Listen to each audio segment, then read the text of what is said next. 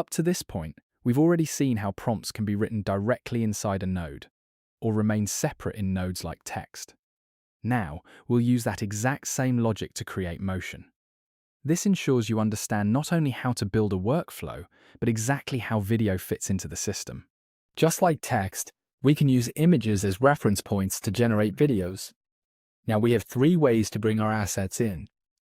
We can upload a file directly from our device, use our personal library of past generations, or browse external stock images from Pexels or Unsplash. For this demo, let's just use our trusty sports car from the library. Great.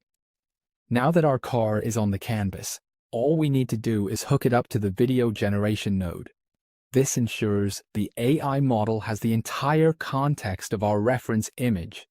From here, we can simply write a prompt to bring the scene to life, matching the car's style perfectly.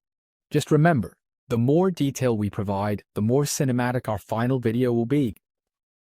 Let's hit run and see that car in motion. Look at the result. It matches the reference image quite well, doesn't it? If you remember from an earlier video, we talked a little about these options at the top for first frame, last frame, and reference. Let's break down exactly how they work.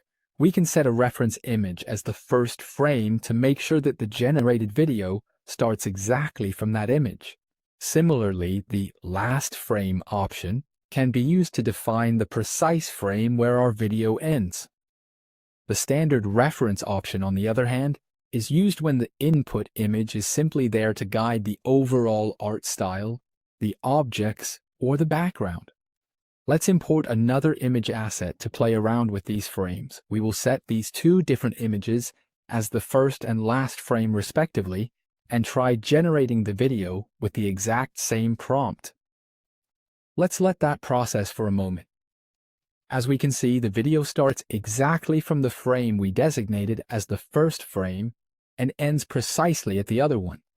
But what if we don't have a reference image ready right away? No worries. There are other ways to use images in your flow, starting with simple text description.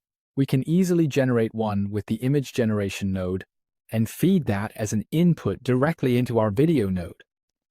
It works exactly like using the source node.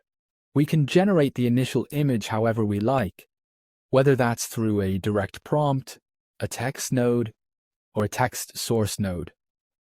The real benefit here is efficiency. Image generation is much faster and more cost-effective than video, so we can tweak the art style and the vibe of our car as much as we want. Once the still image looks perfect, we can confidently move into video generation, knowing exactly what the final output will look like. That is the value of working this way in Flow. Everything stays visible, modular, and ready to keep evolving. We'll keep expanding from here in the next episodes.